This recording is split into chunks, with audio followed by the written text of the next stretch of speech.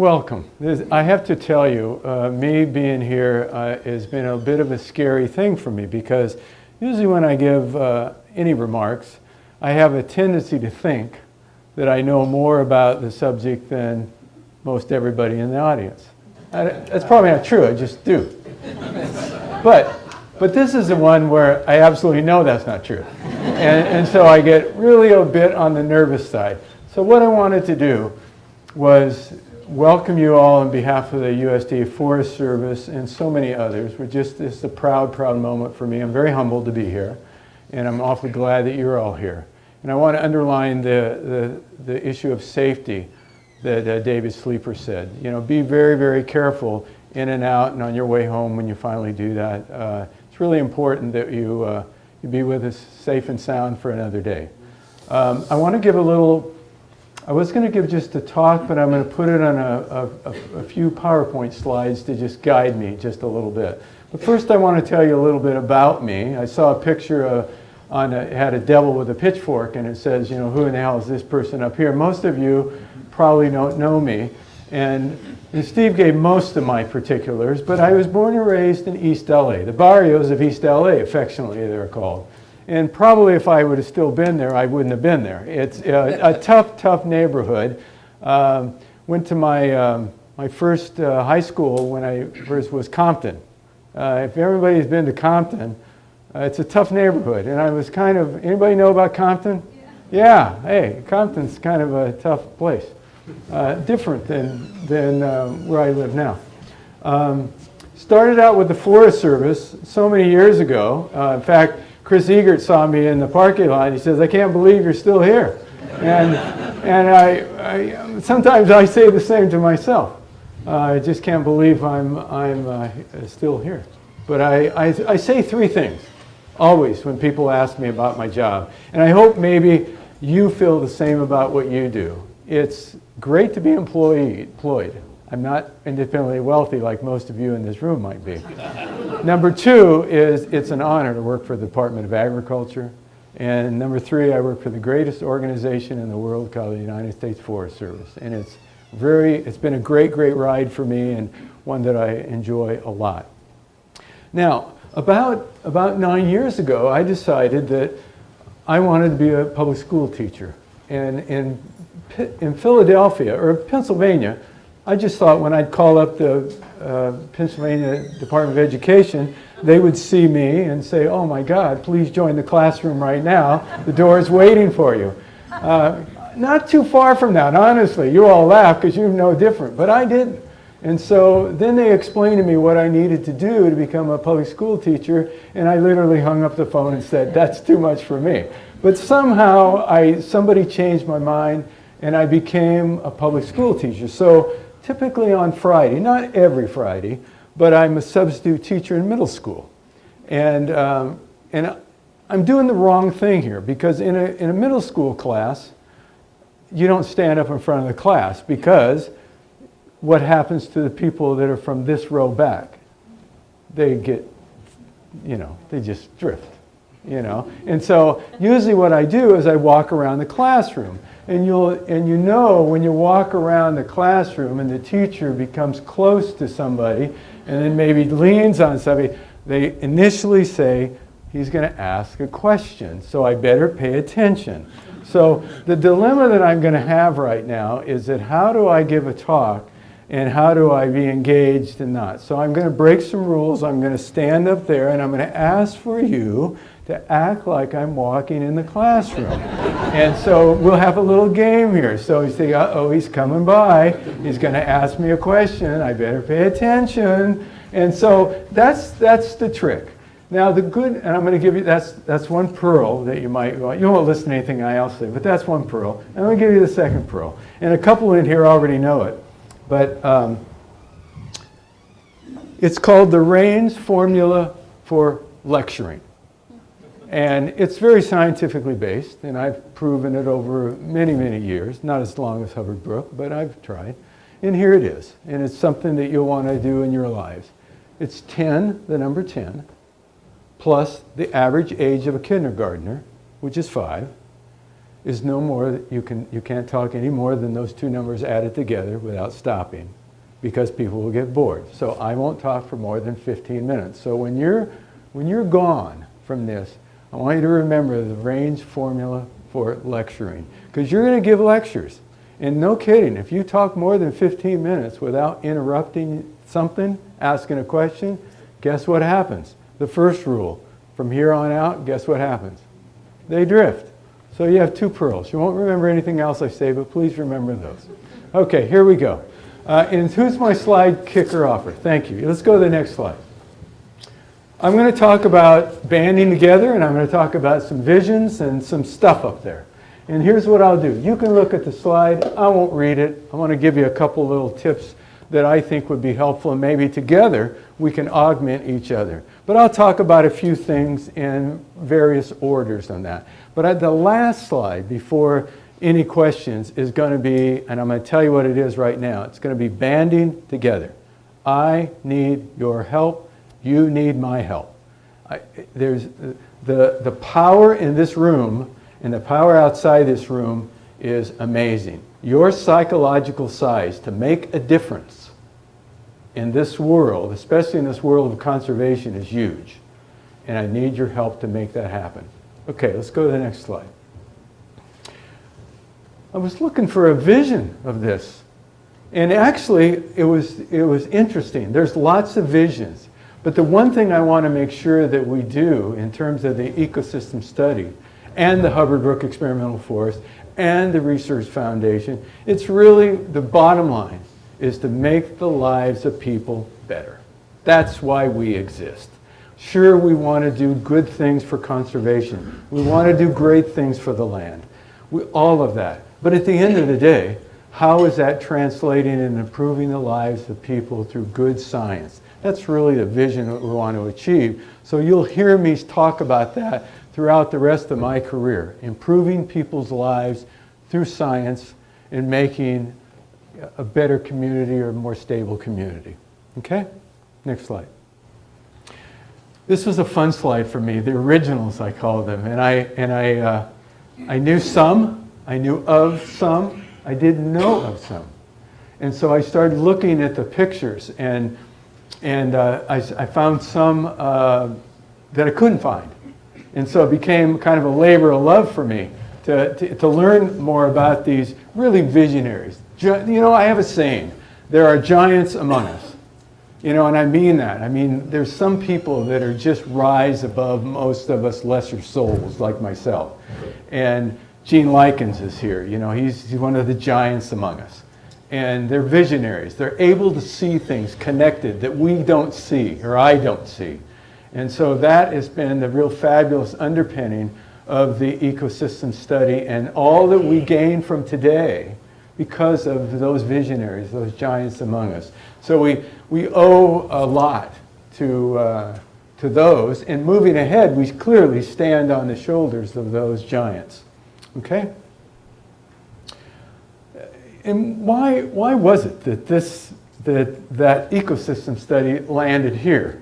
Well, I looked at it, and it's really the ideal place. Great facilities, great infrastructure in terms of the natural facilities, and then the Great White Mountain National Forest, the National Forest System. They provided a protection, if you will, an embrace, if you will, to make sure that whatever we did was indeed protected. And I thought those combination of facilities and natural structures and that embrace, if you will, was just a natural. And they saw it immediately. So the experimental forest made a logical land base for this. Next. And some of you all know this, but there's some people in the audience that are younger than me. That was a joke. I'm working on the joke. All right. Yeah, thanks. A lot younger than me. And I'm looking at somebody that looks over there that looks like he might be in middle school. And so he might not know all this stuff. So now, since then, we have the Hubbard Brook Research Foundation. And when I think of the study in the experimental forest and the foundation, it's really difficult for me to separate out the three. And so I don't want to separate out the three, and I don't want you to either. I think if we're going to be a strong force for, like Steve says, for now, the next 50 years, we're going to have to think of that in a triumphant type of arrangement. All banding together, all holding each other together, all making sure that they're all in balance. And if we don't do that, and that's the infrastructure of all three, I think we're going to be in a bit of a jam. I think we're going to be in a bit of a jam. Okay, so I wanted that the key message, that three together are stronger, and it has to be that way. Next one. When I looked at the results, and Steve just said our newly minted 101st PhD. So my slide is already dated, if you will. And I thought, gosh, I just did this last week. But look at the impressive outcomes, all the publications and all the minds that have been shaped. And all the results of that has not only shaped landscape scale decisions up here, but throughout the world, really. I mean, so sometimes we think that the impacts of Hubbard Brook might be local. They're far than that, far more than that. And so the impact on people's lives and on science and on the world is really, I mean, it's incalculable.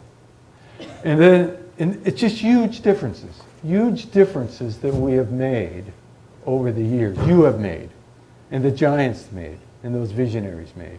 And now I look at these, many of these are young PhDs, and many of these are young master students, and they're on their way. They're on their way in their life to find their way, to find their voice.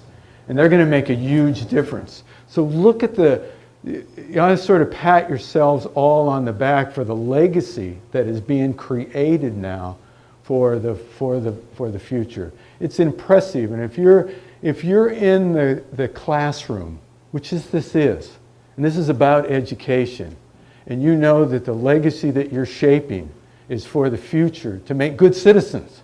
I mean, it's improved people's lives so they can become good citizens and good contributors to a healthy society.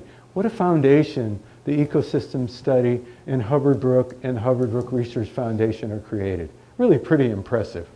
Next. Now, I wanted to give a specific shout out to some really smart people.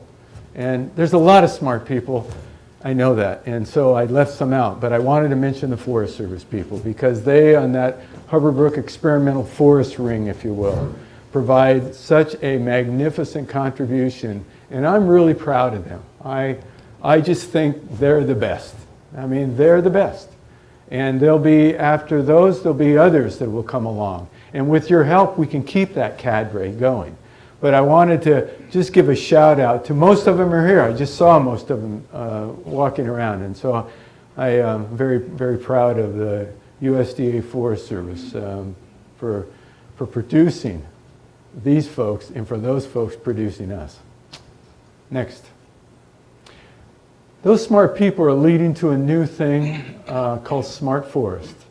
I should take the credit for this and say that I thought about this, but I didn't. Where's Lindsay Rustad? Lindsay, she just raised her hands, go a little slower, but it's like Lindsay.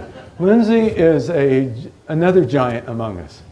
And she is created this notion of smart forest, where experimental forests, for example, can real-time, live-time, talk to each other.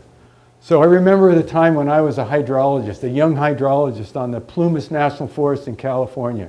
And I walked out about 7 miles and changed a recording gauge and then walked back. And every 6 months I would do that. And I thought, that was really cool. I was really on leading edge stuff then. And now I think about how that now information can be beamed up and in real time where people can instantaneously understand the impacts of a changing ecosystem. Look how far we have come. And so we're going to begin to link those up, not only just with Hubbard Brook, but with some other of our iconic experimental forests in the Northeast, and maybe this will happen nationally. So then we look at real-time, instantaneous changes in the ecosystem where people have that information they can use at at their fingertips all the time. So be aware and be prepared for the next generation of utility of the iconic Hubbard Brook Experimental Forest. Next. When I talk about experimental forest, I use the word national treasures, because if you think about it, from across the country to the Northeast to right where we are here in Woodstock, these are national treasures. They're the foundations for legacies yet to be realized. And I think it's really important that we know them as national treasures and appreciate them as national treasures and never let them slip away, which will go to my next, almost last slide. There is a tipping point that's beginning to develop, and I call it a chasm between demand for services and our science capacity. The chasm is getting larger. Capacity is getting smaller, demands are getting greater, and we're trying what we can. And this sounds like a paid political announcement. What it is a plea for you to recognize that.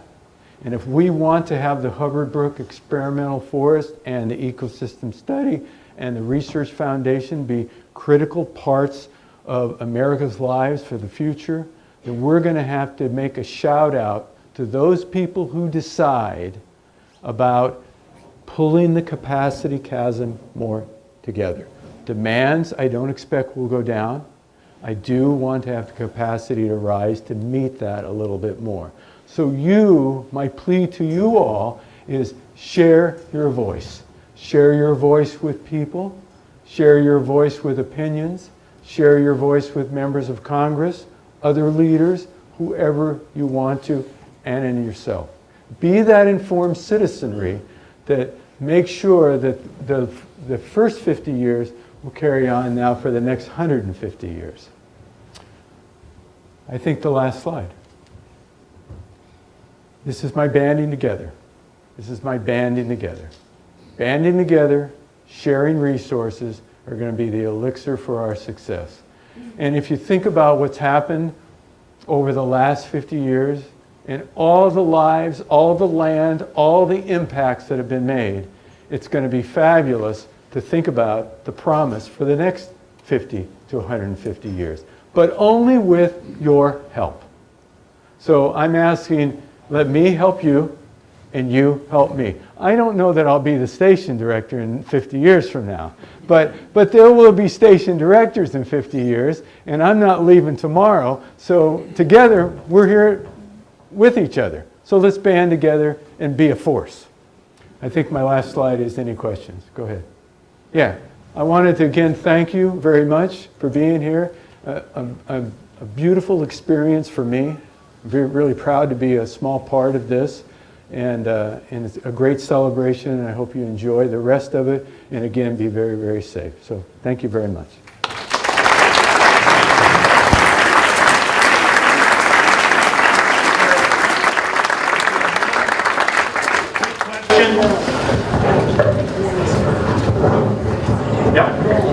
Will the concept of smart forests also tap into neon? And will the two talk to each other? Yeah, great question. In fact, we were asking that together, and I kind of looked around and I go, I hope so.